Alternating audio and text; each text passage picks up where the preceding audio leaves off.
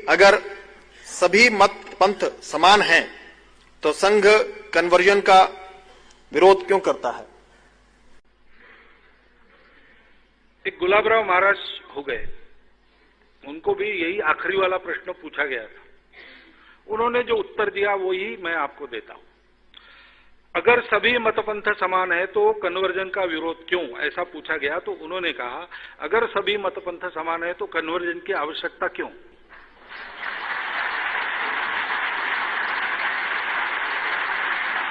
क्यों आप इधर से उधर ले जाने का प्रयास कर रहे हो?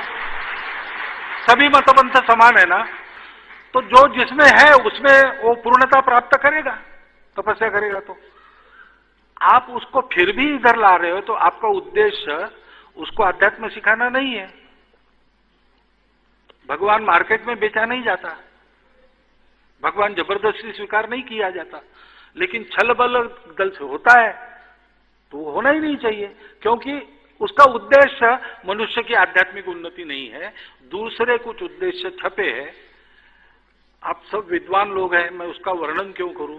आप देश विदेश के इतिहास पढ़ लीजिए, उसमें कन्वर्जन करने वालों के क्या रोल रहे हैं, इसका डाटा निकालिए, सत्य डाटा। संघ वालों ने न लिखा हुआ डाटा, संघ के विरोधी विचार रखने वालों ने भी इसके बारे में जो लिखा है वो देख लीजिए, तो आपको पता चलेगा कि इसका विरोध क्यों करना चाहिए। संघ वाले क्यों करे, सब पूरे समाज ने ऐसे कन्वर्जन का विरोध करना चाहिए। एक नारायण वामन तिलक थे, चित्पावन ब्राह्मण थे, अच्छा परिवार था। उनके मन में आ गया कि यीशु का रास्ता ठीक है और उन्होंने अपने आप को ईसाई बना, वो पास्टर बने। उनके पत्नी ने अपना धर्म नहीं छोड़ा, वो बने रहे। और संघ वालों सहित सब लोग महाराष्ट्र में उनको बड़े आदर की दृष्टि से देखते हैं। उन्होंने कन्वर्शन किया, इसकी बात कोई नहीं करता। उन्होंने देशभक्ति की उत्तमोत्तम कविताएं हमको दी और एक सात्विक जीवन का आदर्श अपने जीवन में समाज में रखा, क्योंकि वो छल बल से कन्वर्ट नहीं हुए थे, उनके मन में परिवर्तन आया। इसको तो मान्यता है हिंदुओं में, लेकिन ऐसा नहीं होता है। चर्च में आने के लिए इतने रुपए देंगे, ऐसा जब होता है उसका विरोध करना ही चाहिए। अध्यात्म ये बेचने की चीज नहीं है। क्या हिंदुत्व को हिंदुइज्म कहा जा सकता है? दूसरा, देश में अन्य मत पंथों के साथ हिंदुत्व का तालमेल कैसे संभव है तथा क्या जनजातीय समाज भी हिंदू है?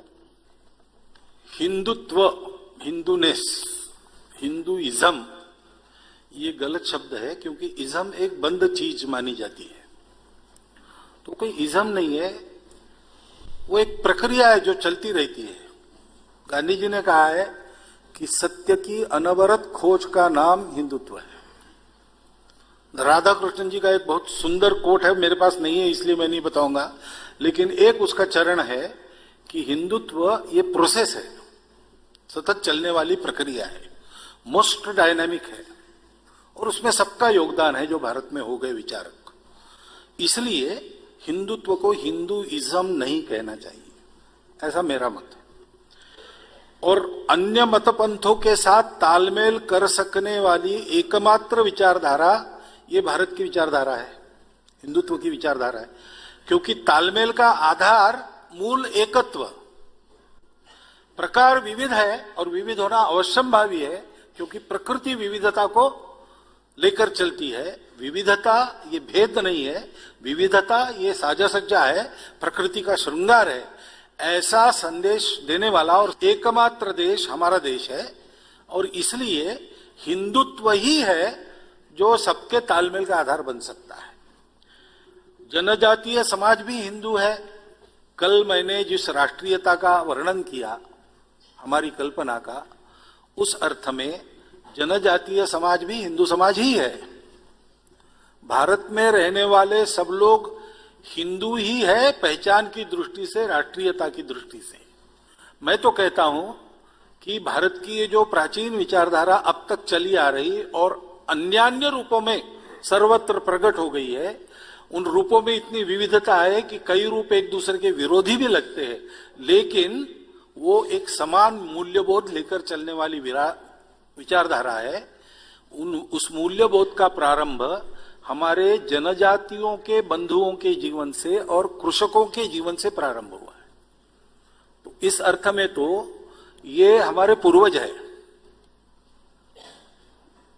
ऐसे ही उनको देखना चाहिए और उनके सारे स्थितियों का, समस्याओं का विचार करना चाहिए। ये सब अपने हैं, भारत में कोई पराया नहीं, परायापन हमने निर्माण किया है, हमारी परंपरा ने नहीं। वो तो एकता ही सिखाती है।